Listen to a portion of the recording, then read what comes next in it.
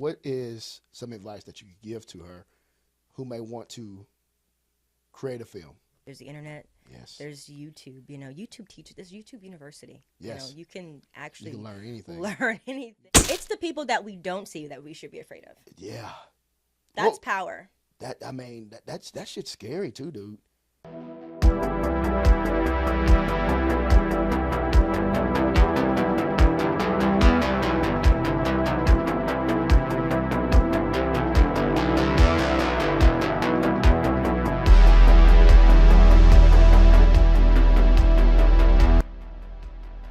What's going on, everybody? It's your boy Director Slap, aka Sir Fear, and today I have a very, very special guest in the building, all the way from California, Cali, Los Angeles.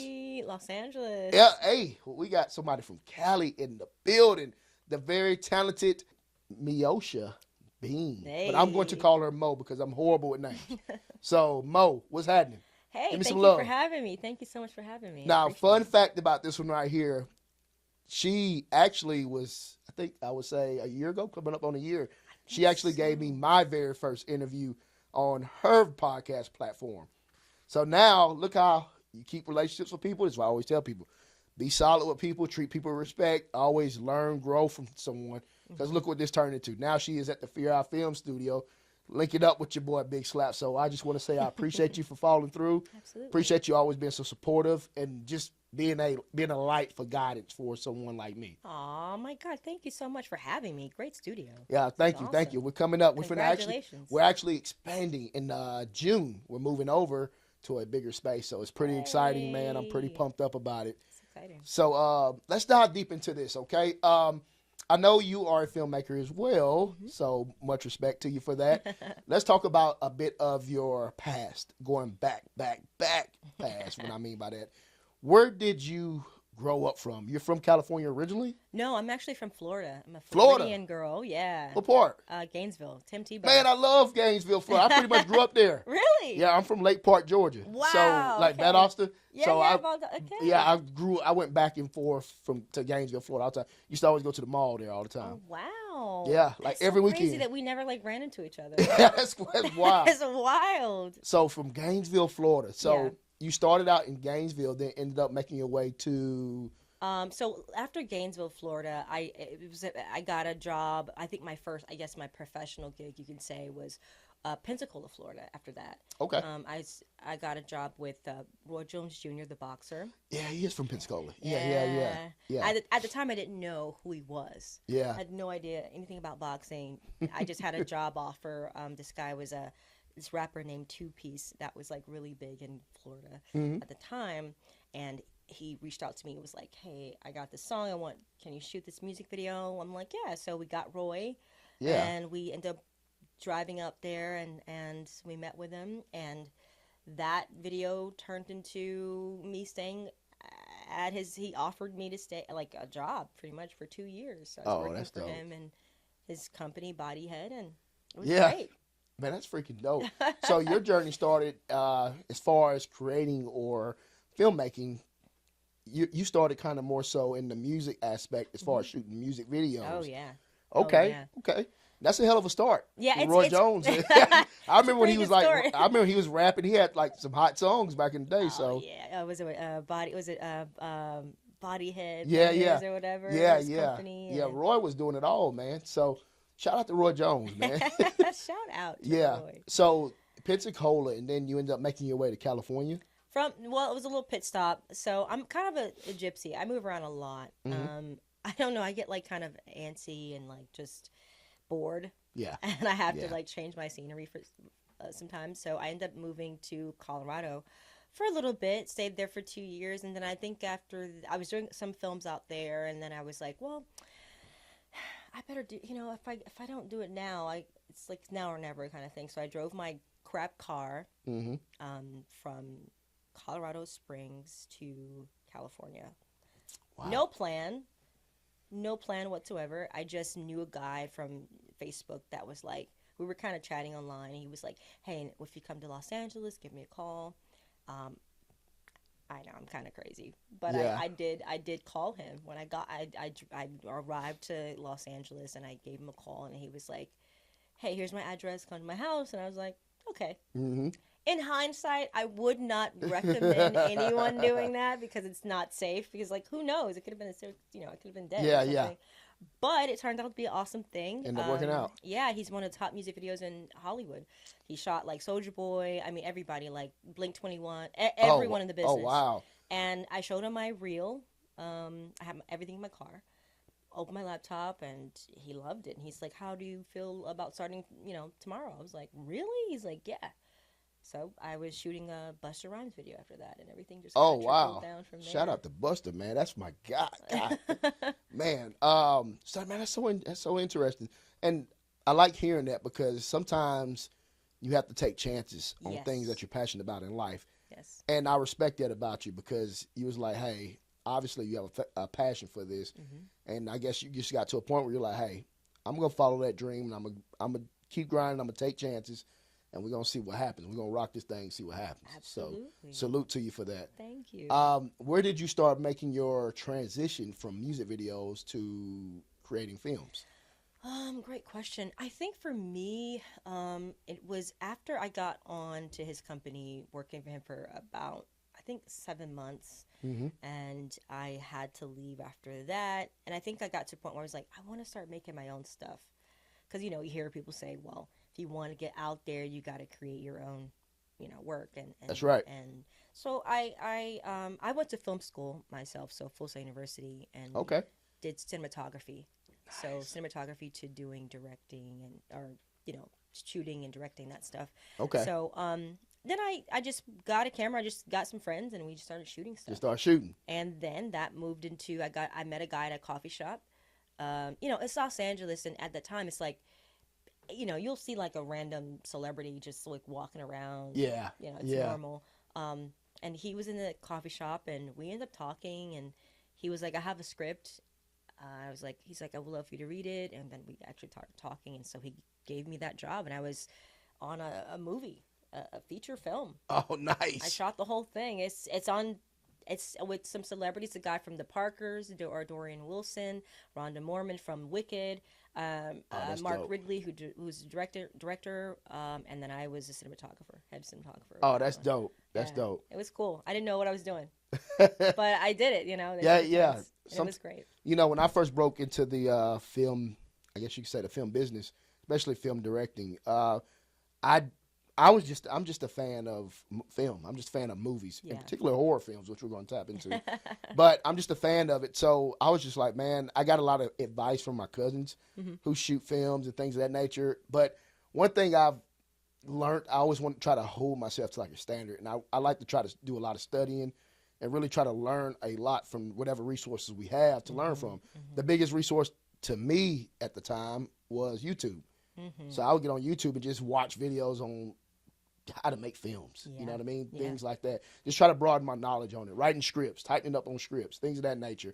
I've always wrote, but being able to actually take stories and turn them to scripts was something I felt like I had to like become a student of. I love that. So much respect to you for following your passion, learning about different things, and then letting that lead to feature film. Yeah. You know what I mean? That's dope. Where did I know you're into the horror film side of things now. Where did your passion for horror films come into? My passion for horror films came, I always really enjoyed it. I was doing, before I even moved and did all the things to go to California, I was doing short films. Correct. On YouTube. And I had a pretty big following at the time when YouTube was good, right? It's back in 2006. Now it's like so saturated, it's hard to like. Yeah, it's hard to get some traction. Yeah. Yeah.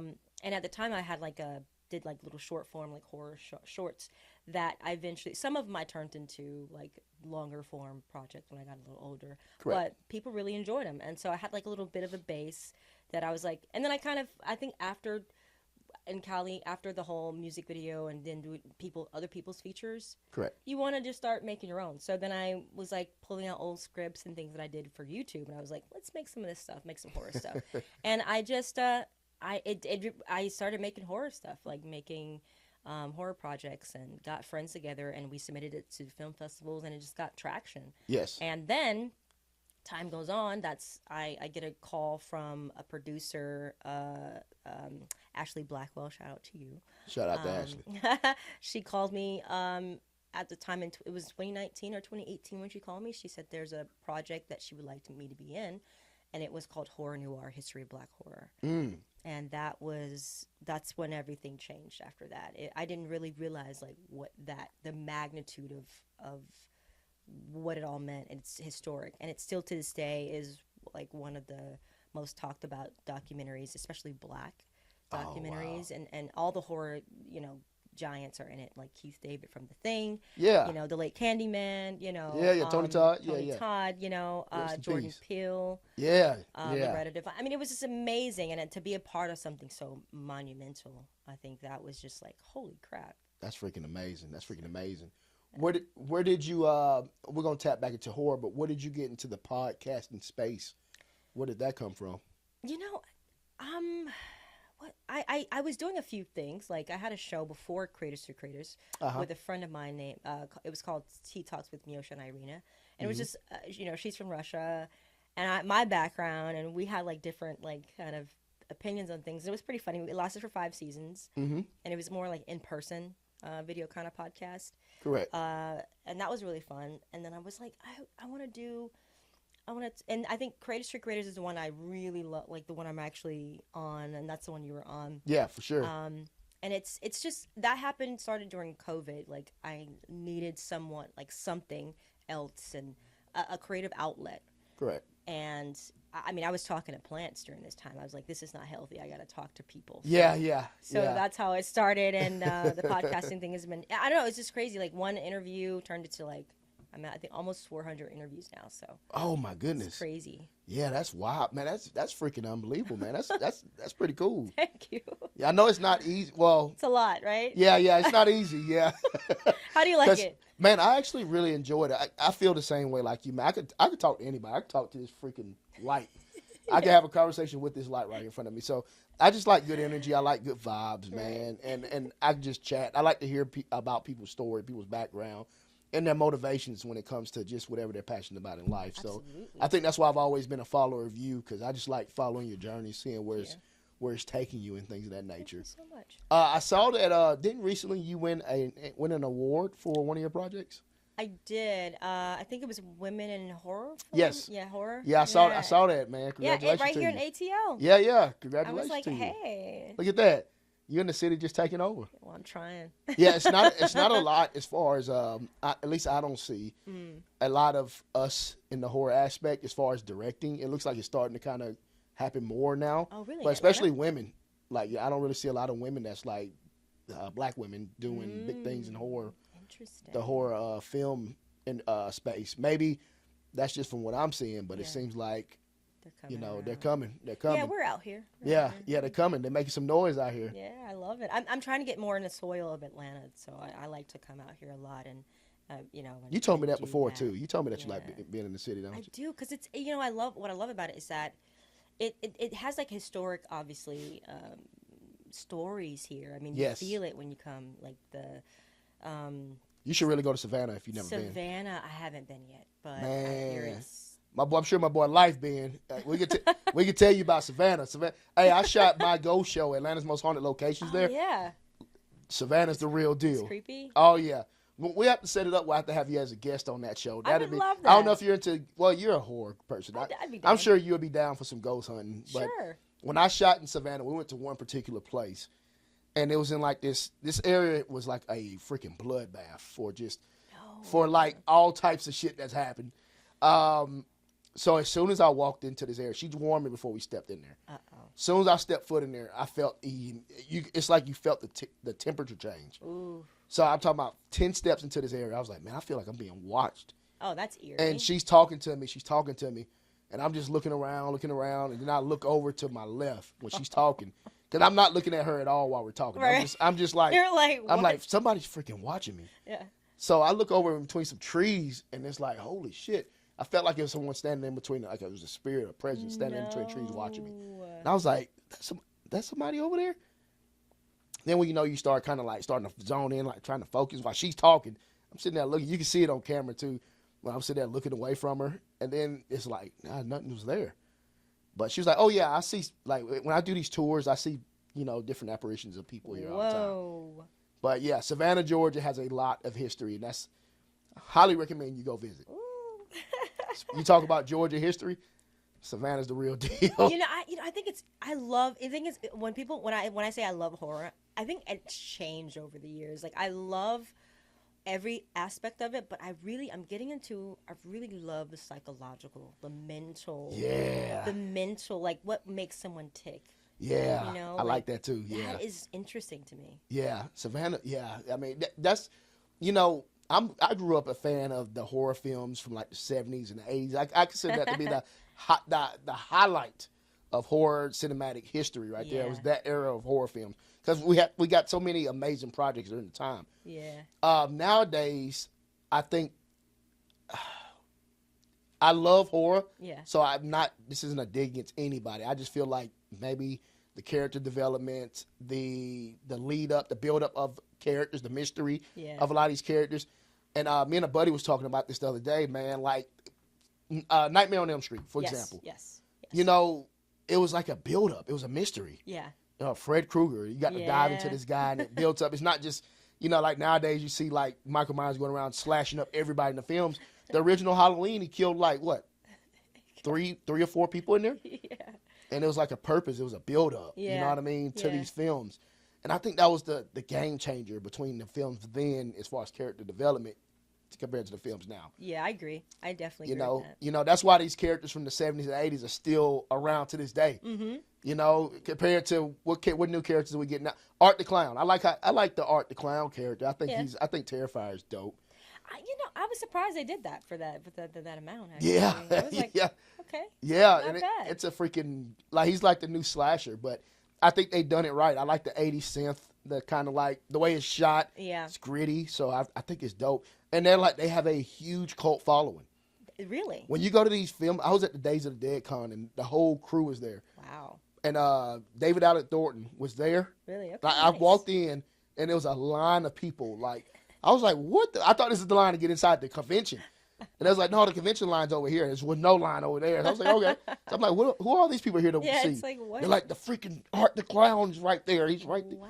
So David Allen Thornton, man, he has a huge cult following. People were paying money for pictures, autographs, everything. That's gnarly. Like, I think there was something about the 70s during the black exploitation era.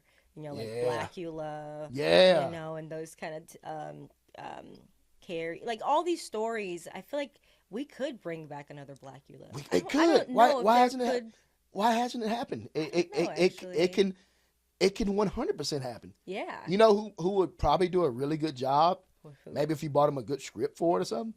Jordan Peele probably would be the one to probably talk to. Blackula, yeah, he could actually, yeah. Yeah, I think Jordan Peele would be like, hey, this could happen.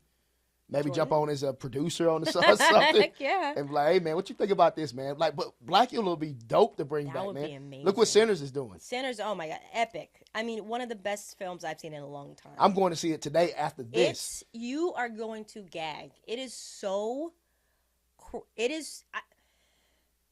Ryan Coogler is phenomenal. Like, from Fruitville Station to Black Panther. Creed. Creed. Yeah. This guy can do anything. Shout out to Ryan Coogler, man. Representing. Seriously. Shout out. People were saying, I was talking to somebody the other day and they were like, oh yeah, you should work with Tyler Perry. I'm like, no offense, but Yeah. No offense, but like Ryan Coogler is, man. There's some really good directors out there that are doing it, like beautifully shot. Like we just before you got here, me and my man was just watching this man break down IMAX and like different stills, different like. Oh yeah. On how things are shot. Mm-hmm. And this man is a freaking scientist. This man knows his stuff. He knows his stuff. And like I said, no offense to Tyler, man. Much respect to Tyler, man. Tyler's opening doors. But to see what these other younger, a little bit more knowledgeable directors are doing, like, this is unbelievable, dude. That film was beautifully shot. And I'm going to see it today, and I'm so freaking stoked to see it because I've been waiting a while for this to come out. I like we brought up Tyler. gotta go Oh back boy. I gotta go back to my man Tyler. ATL. Tyler Perry. So how do you feel about Tyler and what he's doing doing in the film business? I'm gonna be really honest. Hey man, that's what this is for. This is what this is. I'm gonna be really honest. I feel like Tyler Perry. I commend what he's done, like you said. I think he's a great businessman, in the aspect that he's went from media and he's, figure out his audience. And it's a niche audience. He knows his audience. Just keeps feeding them that same stuff, which is good. Good for him. But I think it's detrimental to our community. Absolutely. If we're trying to get out of the stigma absolutely of, but black exploitation almost. He's actually doing it. He's exploiting us in a way. If you look at his films, I have a lot of people who work with him and who work for him and who are currently working with him. They're like, why haven't you worked with him? I'm like, no offense, I just don't like the stories. Everything is the same. It's the same. It is. It's the same trope. Yeah. And that's fine, but I feel like we can elevate and make more stories that are. And I think that's why no one's stopping him, to be quite honest. He doesn't come off as a threat. Yeah. To the system. Yeah, you know what I'm saying? To the big conglomerates. They're like, you keep making your movies, make that money. You're not a threat. If you're actually talking about stuff that is elevating, that's going to make us look different and more powerful, then I think he would not be as far as he is. That's dope. That's just my... Dude, I love how you worded that. That was that was really beautifully. Hey, she shut it down. But hey, But everything you said, I feel the same way about it.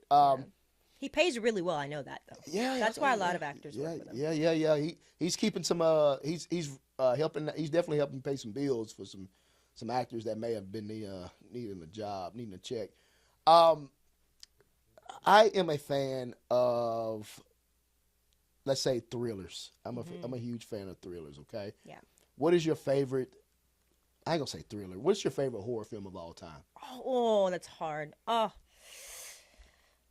I was gonna say thriller, but this is tough. I'm gonna go horror film of all time. This is tough.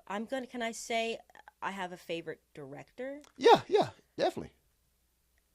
I think Stanley Kubrick is one of my favorite directors of all time. Okay. I think he was someone that just challenges thought process. Like it was so deep and so many subliminals and methodical and just, stuff that you could rewatch and you're like, whoa, I didn't see that. Like, Eyes Wide Shut. I don't know if you've seen that one with Tom Cruise and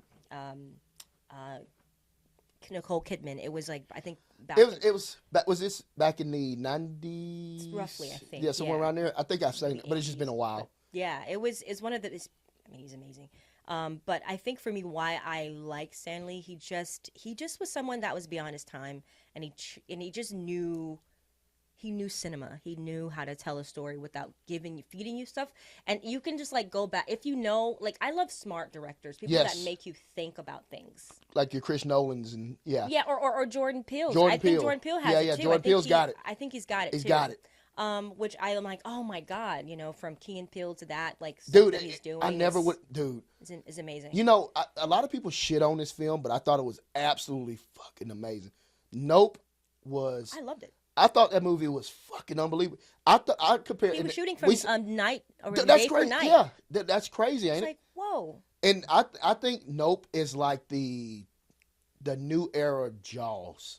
Mm-hmm. Because when you think about it, it's like this thing is a freaking beast eating people. That's what Jaws was. That kind of changed things up. I would like to see a Nope too. I would like to see like an invasion of these things come back. Cool. That would be freaking dope, man. That would be dope. But it's something about he is somebody I would definitely like to just go under his wing and learn from. It'll be a dope collab, or even just be there, just pick up some knowledge from him and just learn more from him. Him, Ryan Coogler, all these guys that are really making a mark, doing things outside the norm, doing things outside the single loud mom, yes, stigma that we have. That's it. And I think that's what we need. I haven't watched the Tyler Perry movie in years for that reason. Because I get tired of seeing it. You know what's going to happen. When you see him, it's either, if it's a beautifully shot film, it's going to be the guy who's getting hit on by a secretary at work. Oh, my God. He or she ends up being freaking psycho. And, you know, it's like the same old shit. And it's amazing that he gets these big names. I'm just like, how did he convince It's a check. Cicely Tyson? Yeah, he's probably paying her an ass ton of money. So it's like, hey, yeah, I go do it for a check. Why not? But see, here's the thing: are we easily sold? You're right. You're right. And now, Will money make you do what change? Will you do something strange with some change? well, maybe that's probably why I'm not as far as I want to be. Because in the business of Hollywood, to do things strange, you can't. It's rewarded. Yeah. I mean, that's just like the real talk. I mean, I've been in some rooms, and I can imagine. I just did not want to do it because I was like, that's gonna come back. Yeah. And get me later. Yeah. As we see, kind of like with the Diddy situation. Speaking of Diddy, man, how you feel about them Diddy parties? I will neither confirm or deny I've ever been to one of those. You think it went down? You think it goes down at those Diddy parties? I've been to some parties where it goes down. I've seen it go down. Oh, wow. There's some parties. These I've ain't been really, to some these, big parties. these ain't even parties. I come looking for some punch, and you don't drink the Kool-Aid.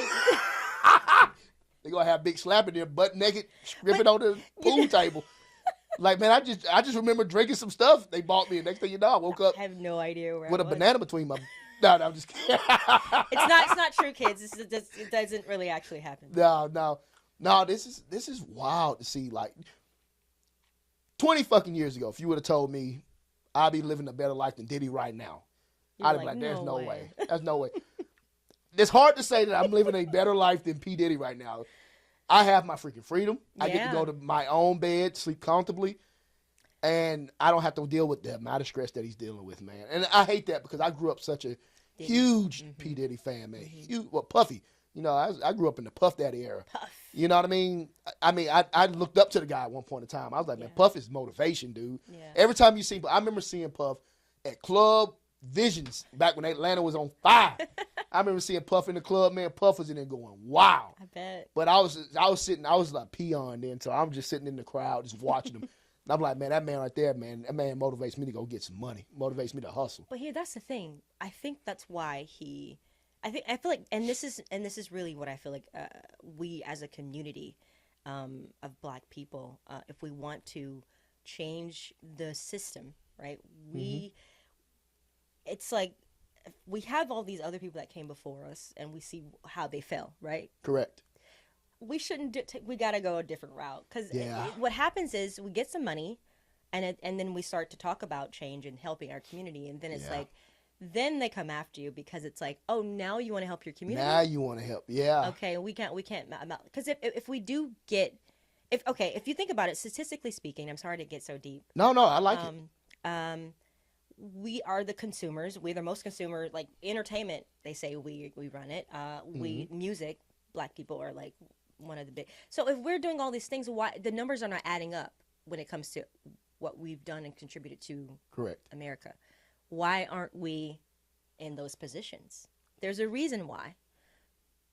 You know what I mean? So it makes sense to stop it. So your Ryan Coogler's, yes, he can make his movies, but I think if he ever start to speak out even more about things, I think they would come after him too. Do you feel like that's what Kanye's going through right now? Absolutely. Yeah. Absolutely. People be like, oh man, he's losing his mind. I'm like, dude, you have no idea probably what this man has been through or seen or who's money's lost him. Or who's after him. Because he's people that like to talk shit about people like that. I'm like, dude, you probably 9 times out of 10, you probably never reached the amount of success this man had a major distribution deal with Adidas with his name on a fucking shoe. You don't have no idea how much money that man's pulling in, and when they pulled the plug from him, how much money this man's lost.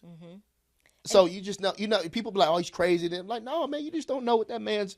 Don't just assume because he's saying things that are like completely crazy. Yeah. No, this man's seen things and been through things that we probably would never go through. I don't even think I would want to go through it. I wouldn't either. I'd rather just sit my ass, in a nice spot, chill, and avoid these Diddy parties, the baby oil, the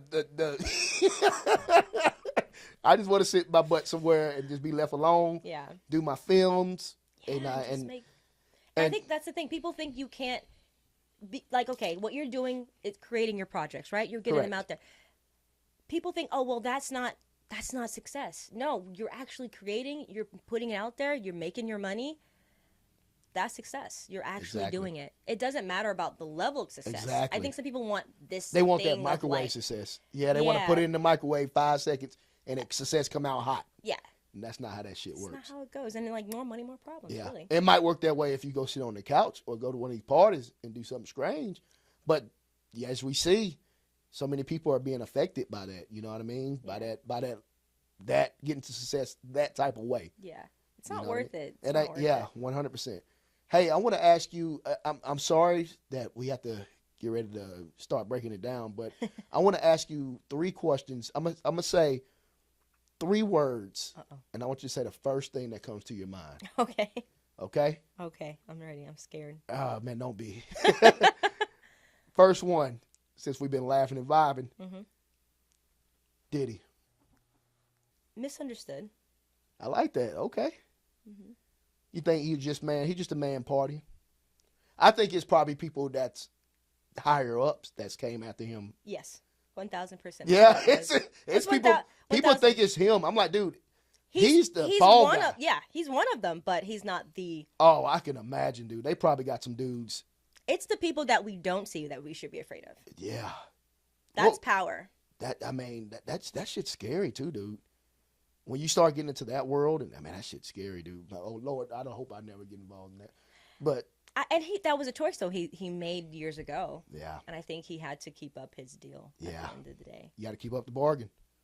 And then if you don't, or they get you're your out ass. of there. They come at your ass. I think that's why Kanye's doing what he's doing, because he's just like, you're not finna fuck me. I'm going to expose everything. Kanye's crazy enough to like fight back, which, Yeah. which I like though. I like Yeah, it. I'm I like, like he's it. such a Gemini. Yeah, I love yeah, it. yeah. He's not playing around. Filmmaking. Filmmaking, Mm-hmm. expression of art. I like that. Okay. Meosha. Creator. I like that. What's a word of it? What's some advice that you could give to any young girl, no matter the race, color, or creed? What is some advice that you could give to her who may want to create a film and they may feel like, hey, I don't know where to start? Honestly, I would say just start. Just look and look around. There's YouTube. We have access to. There's the internet. Yes. There's YouTube. YouTube teaches. There's YouTube University. Yes. You can actually learn anything. Learn anything. Learn how to change your oil. Literally. Yeah. I would say definitely do your research. Study research. Figure out what you want. Know what your voice is. Know what you're trying to say. Correct. And follow that. And like relentlessly. Let no one talk you out of your mission that you're trying to, follow your passion, share. Follow your dreams. Absolutely. Don't give up. Don't Definitely let anybody tell you that you can't do something. You know what I mean? Absolutely. I like that, man. I remember when we was on our last podcast, what me and you did, I told you what inspired me, which was Kevin Hart. Kevin Hart inspired me. Yeah. True story. Tagged Kevin Hart. He saw my story when I said about it. Hey, I love Hopefully that. he did. I saw his name on my thing at least. I was like, I screenshot everything. You're like, yeah. Kevin Hart saw this. Let's go. So 1 year later, Kevin Hart's getting close to that Kevin Hart collab. That's right. Speak into existence. Kevin, I'm coming, baby. I'm coming, dog.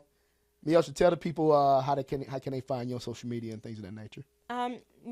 Just Meosha, Meosha Bean, Bean, on all platforms. You can Google my name and find everything like that. Make sure y'all check out her podcast too. She does an amazing job interviewing people. She made me so comfortable. I think I remember telling you that I was so uncomfortable doing interviews and stuff.